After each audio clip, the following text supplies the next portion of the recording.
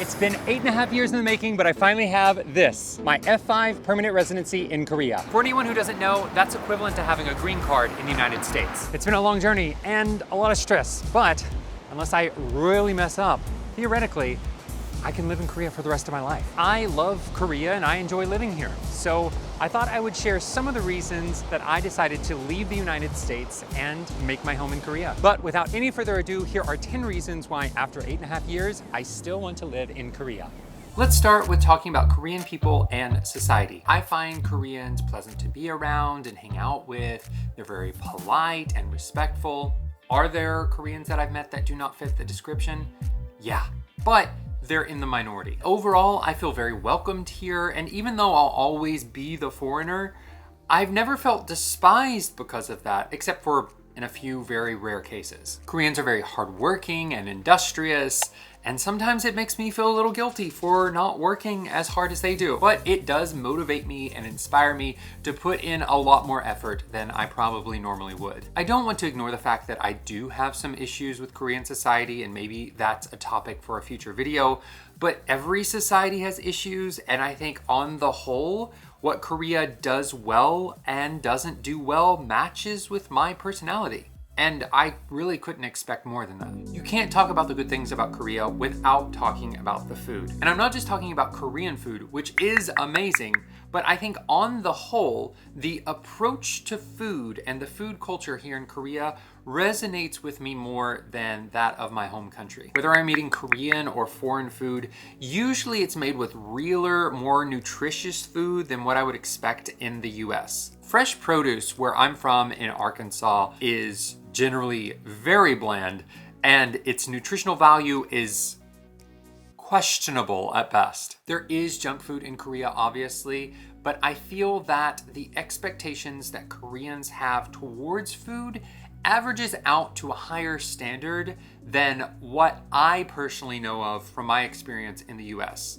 And food is more expensive here, but I feel for that higher price, you're also getting more flavorful and more nutritious food. Korea is so convenient. It could possibly be the most convenient country in the world. I don't have any official statistics for that, but it's for sure within the top 5. I can order anything from eggs to a new camera lens at 11 p.m. at night, and it will be on my doorstep at 7 a.m. That's insane. At least that's the story of what it's like in Seoul. As a consumer, of course, that is amazing.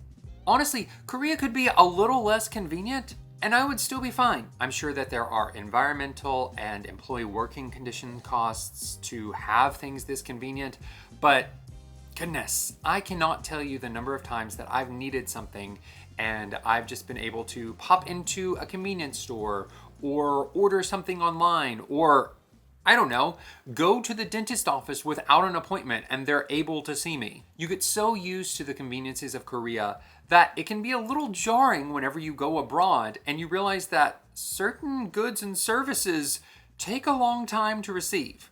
Now, again, I know that there are socioeconomic trade-offs to structuring your society in this way, but goodness, I cannot say that I do not fully enjoy the conveniences of Korea. And in that same vein, public transportation here is top-notch. I realize that other countries also have great public transportation infrastructure, but as someone who grew up in the US having to drive everywhere, I'm very appreciative of the fact that I can hop on a bus or a train and get to basically anywhere in the country pretty easily. And even with taxis, which aren't necessarily cheap, they're still at a price where if I really need to use one, I can get in one and not have to worry too much about it hurting my wallet. I don't like driving. I don't find it freeing. I only find it stressful. You have to keep it well maintained.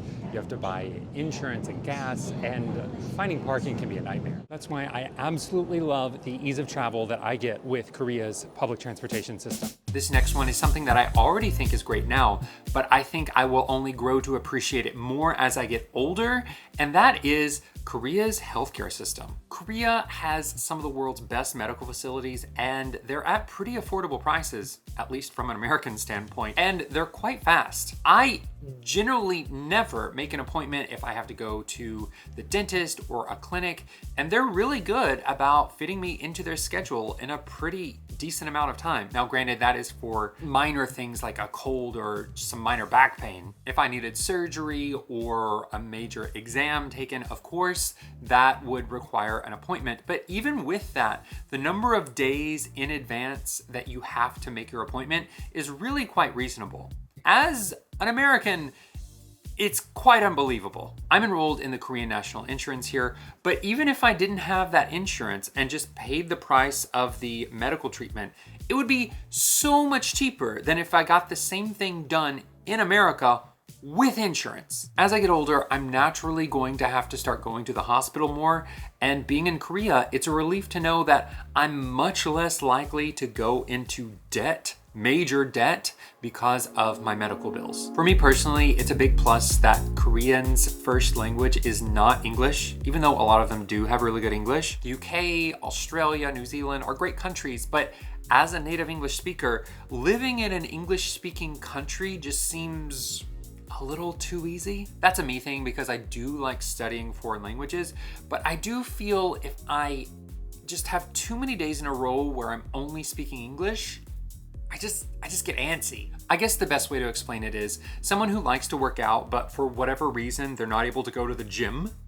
I just feel if I don't have non-English exchanges and interactions in my life, it feels like I'm not pushing myself. I won't talk about this too much, but another big reason why I will continue to live in Korea is the safety. Now, I realize that there's a big geopolitical threat to us in the north, but on a day-to-day basis, I feel very safe, especially compared to how I felt when I lived in the US. I'm not worried about someone stealing my things or someone attacking me verbally or physically. That's my personal experience, and I don't want my assessment to delegitimize anyone who may actually find themselves in an unsafe situation here, because things can happen in any country you may be in. There are things that stress me out here in Korea, but worrying about my personal safety is rarely, if ever, one of them. And that's a peace of mind that's really hard to put a price on. I'm also quite settled in Korea in a way that it would be extremely difficult for me to uproot myself. I have a dog, I have furniture, I have a career. Undoing all of that would take a ton of work. I've had 8.5 years to accumulate possessions and build a life that I actually enjoy.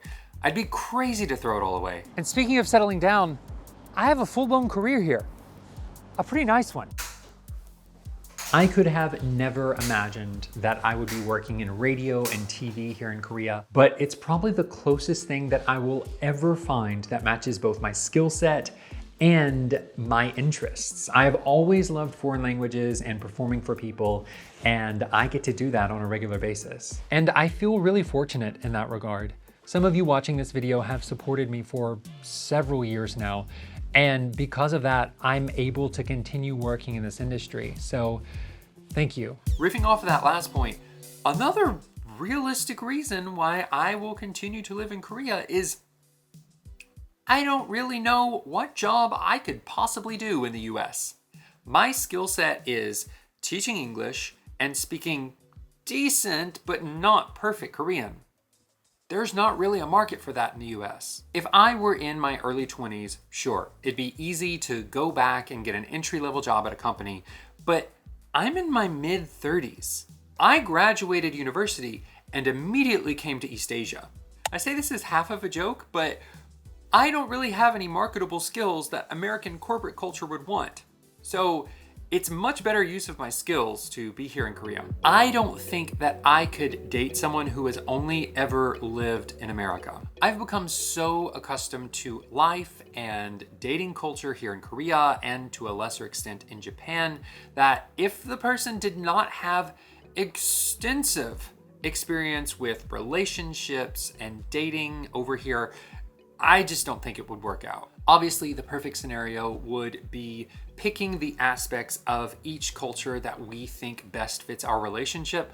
But honestly, if I have to choose between the two, I think I would be more comfortable with Korean style dating over American style dating at this point. Now that I have my permanent residency, the only thing after that is applying for Korean citizenship. That would require me renouncing my American citizenship, but that's not something I've ruled out as a possibility yet. I don't want to just be a drifter. I want to be a good member of the society that I've chosen to live in, because I've been blessed with a lot of things by coming here, and I think it's important to give back and not just take. Anyway, all of that to say, for all of those that have supported me throughout the years, no, I have no plans of leaving Korea except for going on vacation on occasion, so expect me to be here for a very, very long time. Thank you so much for watching, and I wish you all the best.